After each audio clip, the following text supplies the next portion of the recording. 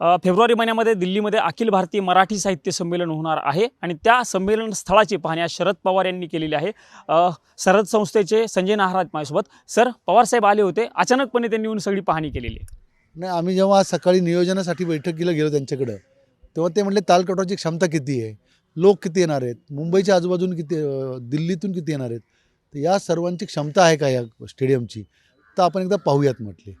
आणि मग पाहणी त्यासाठी करायला आलते, या स्टेडियममध्ये ग्रंथनगरी कुठं आहे, जेवणाच्या व्यवस्था कुठं आहेत, समजा लोक किती येऊ शकतात, किती वाढले तर काय होईल, याची पाहणी करायला ते आम्ही। शरद पवार यांनी पाहणी केलेली आहे। त्यांनी पंतप्रधान नरेंद्र मोदींना एक पत्र देखील लिहिलेलं आहे की त्यांनी प्रमुख अतिथी म्हणून उपस्थित राहावं, उद्घाटक म्हणून त्यांनी यावं, कारण 1954 साली पंडित जवाहरलाल नेहरू यांनी उद्घाटन केलं होतं।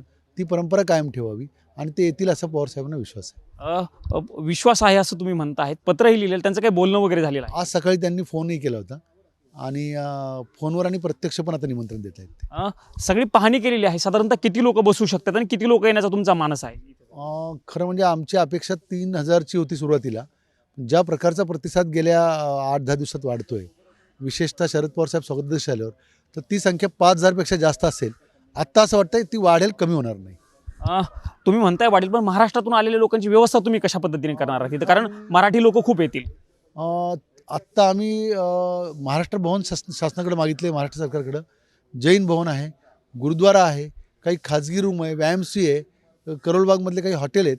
आत्तापर्यंत आम्ही 600 ते 700 लोकांची व्यवस्था केलेली राहण्याची, पण ती संख्या खूप वाढती आहे असं वाटलं तर आम्ही अजूनही व्यवस्था करतो। एक शेवटचा प्रश्न विचारतो, रेल्वे संदर्भात तुम्ही मागणी केलेली होती, खरं तर पहिली मागणी फेटाळलेली होती, मात्र आता मुरलीधर मोहोळांनी त्यात हस्तक्षेप केल्यानंतर कुठपर्यंत आलेलं आहे रेल्वेचं? खरं म्हणजे जेव्हा घुमानला साहित्य संमेलन झालं, तेव्हा सुरेश प्रभूंनी 7 दिवसामध्ये रेल्वेची व्यवस्था करून दिली होती, मोस्ट अर्जंट बेसिस। गेली 3 महिने आम्ही मागणी केली होती।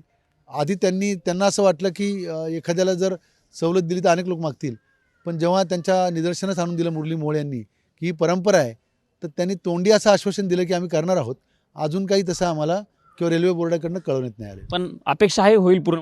मला वाटतं अपेक्षा आहे। आणि आज पवार साहेब म्हटले की मी स्वतः पण विनंती करतो। हे सरद संस्थेचे संजय नाहर होते। आपल्यासोबत इतरही काही पदाधिकारी आहेत, प्रदीप पाटील आहेत। प्रदीप सर, तुम्ही देखील या सगळ्या आयोजन समितीमध्ये आहात। मराठी दिल्लीतून जे कार्यक्रम होतात त्यातला पानिपतचा एक आपला मराठी महत्त्वाचा कार्यक्रम असतो, आता साहित्य संमेलनामध्ये तुमचा आयोजनामध्ये सहभाग दिसतो।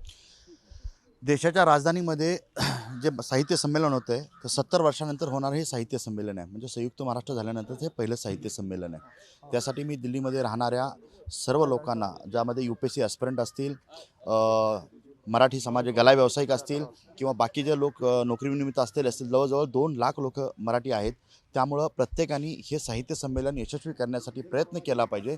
आणि दिल्ली म्हणजे देशाची राजधानी आहे आणि हे देशाचं नाक आहे, तर या ठिकाणी साहित्य संमेलन होणं म्हणजे मराठीसाठी खूप मोठी गोष्ट आहे। आणि त्यासाठी मी प्रत्येकाला एक विनंती करतो की प्रत्येकाने या साहित्य संमेलनाला आलं पाहिजे। आणि आपल्यावर येताना हिंदी भाषिक जरी आले तरीसुद्धा खूप चांगली गोष्ट होईल, कारण त्याच्यामुळे आपल्या मराठीचा वारसा वाढत जाईल। व्यवस्था कुठपर्यंत आलेली आहे करणे? बऱ्यापैकी जसं नाहर साहेबांनी सांगितलं, 600 ते 700 लोकांची व्यवस्था केलेली आहे। बरेच हॉटेल्स बुक केलेले आहेत, महाराज सदन आहे, हिंदू महासभा आहेत, काही धर्मशाळा बुक केलेल्या आहेत। अशा ठिकाणी वेगळ्या ठिकाणी आम्ही केलेलं आहे। शैलेशजी, तुम्ही देखील या सगळ्या आयोजनामध्ये आहात। आज पवार साहेबांनी भेट घेतलेली आहे, कुठपर्यंत किंवा कशी तयारी म्हणायचं, कारण 2च महिने बाकी आहेत? हो, बेसिकली जी प्रायमा फेशा तयारी जी आम्ही केली होती ती पवार साहेबांना ॲक्च्युली दाखवायची होती की बाबा हे अशा पद्धतीने काही टेंटेटिव्ह नियोजन केलं आहे। मग त्यांचे जे काही बदल होते ते त्यांनी आम्हाला सुचवले आणि त्या पद्धतीने आम्ही नियोजन आता जेवढं ॲक्युरेट करता येईल आणि सगळ्यांना समाविष्ट करायचं आहे। मेनली जर उद्या जर काही लोकं आली, जास्त काही लोकं आले, तर त्यांच्या दृष्टिकोनातनं सुद्धा आपल्याला लोकं वाढली तर त्यांचीसुद्धा सुविधा कशी करता येईल आपल्याला सगळ्याच दृष्टिकोनानं, राहण्याची, जेवणाची, ह्याच्या दृष्टिकोनातनं पण खूप महत्त्वाच्या गोष्टी आपण त्याच्यावर बोलतोय, आत्ता करतोय।